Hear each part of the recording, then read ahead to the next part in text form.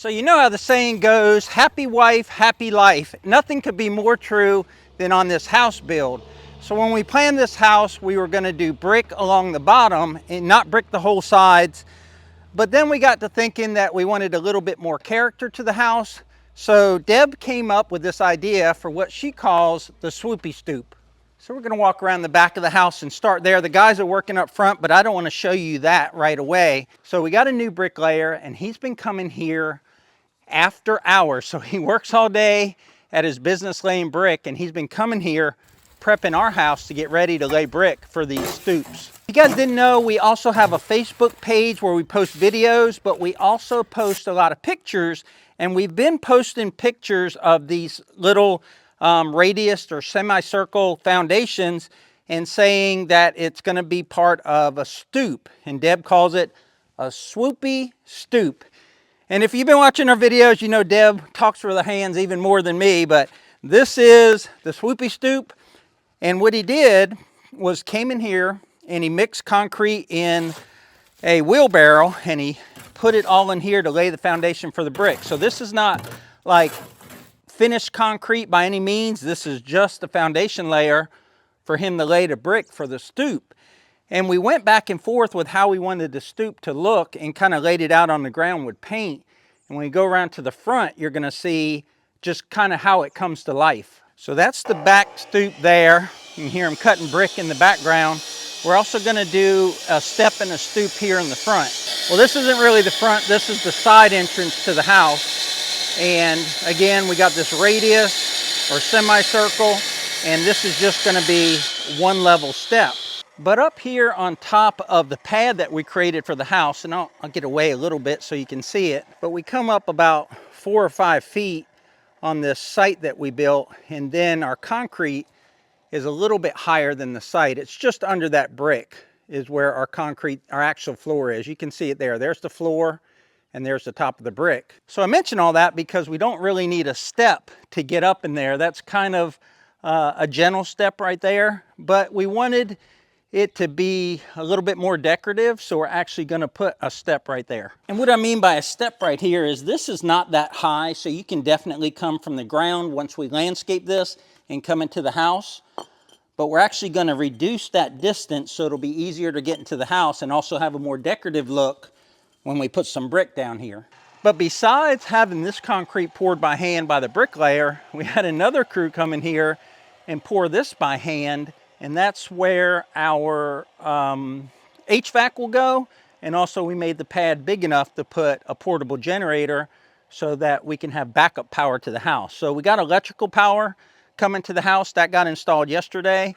I've got to clean up the mess they made. But we're making a lot of progress when it comes to just getting the house livable. Okay, you ready for the big reveal? They've started to get the stoop here where it's starting to shape up a little bit, and this stoop is going to be more decorative than the other two that I showed you. So here we have it. We have Keith Pelham here with his company and all his workers putting this brick down, and he did where his knees are. He did all that by hand with a wheelbarrow. After he was done working on other jobs, he'd come here and work till dark. And this morning they showed up at just before 7, and this is what they've got done. And what we got is 2 columns that come out here, no taller than the actual porch level. And then we'll have 1 step along here. And I was talking to Keith a few minutes ago, and in the center part that he's doing there, I said, well, how's that going to go? And he goes, I'm figuring it out as I go. He goes, but you can trust me, it's going to look good. And I said, so you're an artist? And he goes, no, my other worker over there, he's the artist. But this is what he did. He laid the brick there, and then to fill in this gap, he put in a single brick, and we're trying to match the smear mortar that we did over here. So he's got not a real clean mortar joint, and that's just how we want it, and it's just coming out beautiful. I mean, it's very symmetric, and it's exactly what we wanted. We told them just kind of the general idea of what we wanted here, and then we leave it up to them to make it look good, make it pretty, and make it match what the other bricklayers did, right? Because all bricklayers have a different style, and we didn't want that to look different than the rest of the house. You can see where his concrete is here. He put a big bed of mortar there to get that first course of brick level, and then It just stays level coming on out. But we'll let them get back to work and check in with them when they've made a little bit more progress. No pressure, Keith, no pressure. No pressure, man. It's just your hand, so. No one knows who actually did it. You could blame it on someone else if it comes off bad.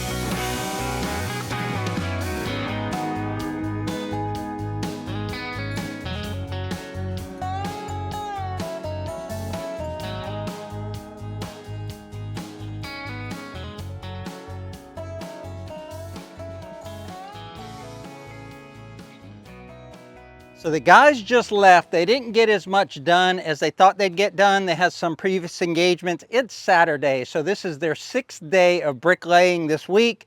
So they deserved some time off and some rest. So they weren't able to get to it, but they assured us one more work day and they can get the rest of it done. But what they did get done was the front stoop. And Deb hasn't seen it except for in the initial first couple of bricks. She came out there and looked at it. She really liked it, but now it's completely done. So let's go grab Deb and see what she has to say. I am so excited to see my swoopy stoop. So we talk about when you build and you get some things right and you get some things that you wish you would change. I haven't seen this done, but when I did see it in its early stages, I know it's in the things we did right stage. I'm so excited when you have something in your head and then it comes together, it's awesome. I mean, seriously, are you kidding me? I'm gonna get choked up. Okay, folks, we're gonna take a little pause so Deb can regain her composure. Whoa. I'm not choked up because I watched it go in. I've been filming all along because I like to watch the process and kind of learn. I'm never gonna be a bricklayer, but if I ever wanna do a little project, I like to watch these subcontractors out here do things so that I kind of learn it. And it takes a lot of the mystery out of it when you do it. But I think Deb is now able to talk again. Oh, it's just, there's nothing to talk about. Look at it. It is absolutely perfect. It's beautiful. It's just it's exactly what I wanted. It's exactly what I would have hoped for. It's actually, you know what? I think it's actually better. This kind of just came about in the last couple weeks. It is definitely not part of the initial house build or the initial house plans, but you and our general contractor drew this out with some paint. Builder and I were talking about it, and I said, well, I'd like kind of a semicircle, and I'd like this, and he's like, yeah, we could come off these columns, and so between the two of us, this is what we came up with, and it truly looks better than I even thought it would. The craftsmanship of this is amazing. I mean, I didn't think about angles and things, right? But even how they had to cut the bricks to follow my swoop. It's beautiful. It's just absolutely beautiful. I cannot wait to see the other ones done.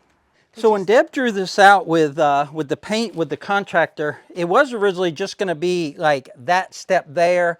And then we talked about some columns and should we start the column height up here and then kind of step it down. But the problem is that our grade falls off right away. So we couldn't really make it go farther towards Deb that way.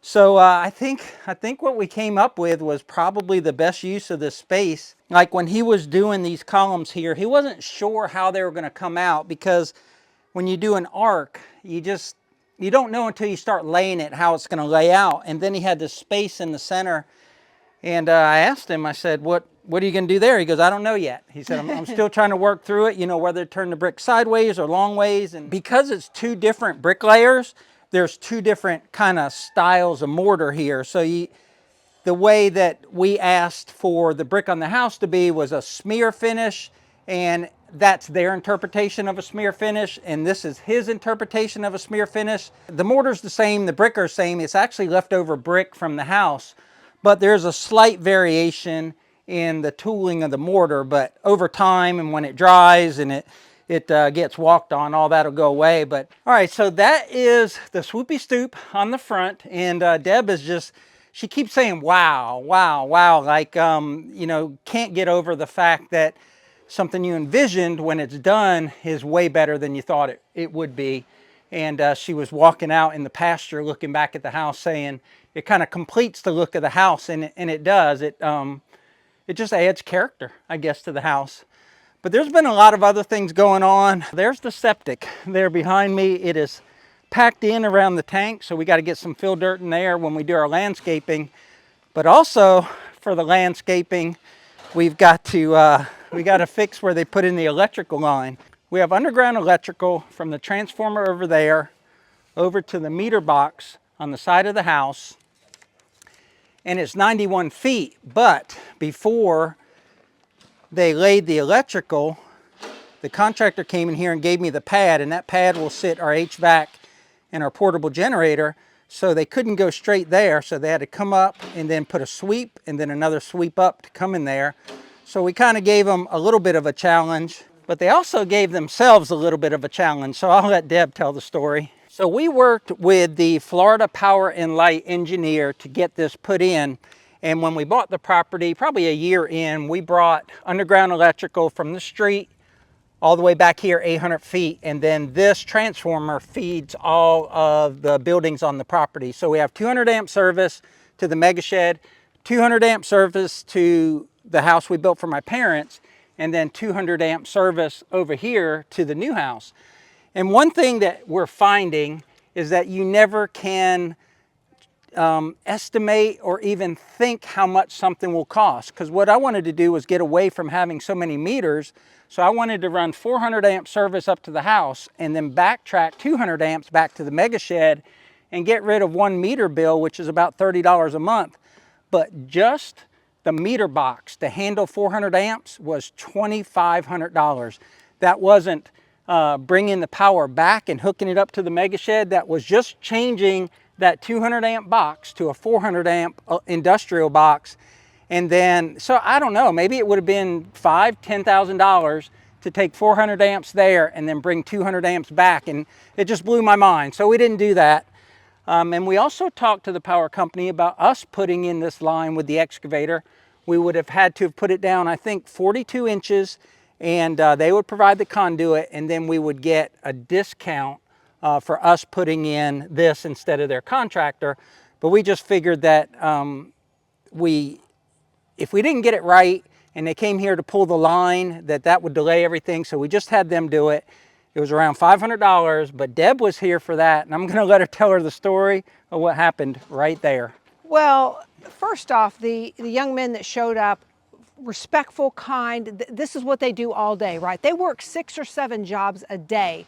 They start work at 6 or 6:30 in the morning, and they do 6 or 7 jobs a day. Quick, they were very quick. So they unload the little mini excavator. They started digging up by the house, and because the pad was put in first, as Brad just said, that was a very narrow area that they had. So he used his excavator very precisely, did a good job, trenched it. They work like every team we've seen here. They're a well-oiled machine. As one fellow was on the excavator, the other one was prepping. If there was any shovel work to do, he was doing that, and he was laying the pipe, gluing the pipe as they go. So by the time they're done with the trench, they've got the pipe laid and they're ready to pull it. Well, they do this, like I said, 7 times a day. They've got this down to a science. So they pack in the trench before they pull the wire. So they packed in the trench, they went to pull the wire from the box, and it So did. that's from there to you is 20, 30 feet of the 90 feet. And what happened when they pushed that wire Well, through they pushed the wire through and it didn't go, so they said, oh, well, we'll just go start pulling it from the house. So they started pushing it through the house and pushing it, and then they couldn't push anymore. So they knew the wire was hung up. So interesting, they would stand on the part of the trench, and the vibration of them pushing, they could tell exactly where it was stopped. And that's what they did. So they knew that this was the spot right here that it was stopping. So they unloaded the excavator, they dug it up, and they found the problem. Well, the problem was my fault, because I've been chatting with them. I guess I got them off their game. They actually forgot to connect the 2 pieces of conduit right here. So they were so instead of them doing this, you told me, you said they were overlapped like that. Yeah. And so the wire was hitting the dirt when they came from one end, and then when they came from the other end, the wire was hitting the dirt. Yeah, so they couldn't do it. But they fixed it in record time. They dug it up, they fixed the issue, covered it back up, and they were on their way to their other 6 jobs. Before they realized the problem, the one guy said, I said, how often does this happen? I've never seen it. I was like, oh, that's because it's Piney Grove. Right? Welcome to Piney Grove. And then the other fella said it happens a lot. Sometimes the couplers aren't quite right, and the cable will snag on the coupler. But that's kind of the way things have gone here at Piney Grove. If you've been following our story, you know, we had some issues when the concrete was poured in the beginning. They delivered Home Depot delivered us a broken $1,500 fiberglass door.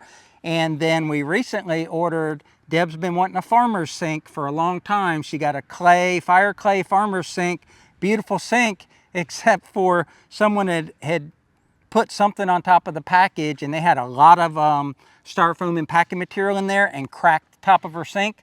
So we had to send that back to get a new sink. So it's 1 step forward, 2 steps back sometimes with the build. Well, the brick, right? The initial brick had to be redone. So it's always something. We're real close on the exterior of the house of that being done, except for landscaping that we're gonna do. I'm gonna come in here with the tractor and backblade this here in a few minutes and get this looking good and put some more millings there where they messed up the driveway. But inside, and we're not gonna take you inside in today's video, but inside the house, the painters are here. The house is completely painted inside. All the trim work is up, and they're doing what? Hanging the doors today. And then what's the next step? What are we waiting for after that? Cabinets. And we've got the wooden inlays and the trays in the ceiling. They got to be stained. And we went to Home Depot and Lowe's, and I think we did 9 or 11 different stains on our tongue and groove pine. And we came up that we're going to be using Cabot's Sunlit Walnut outside on the porch.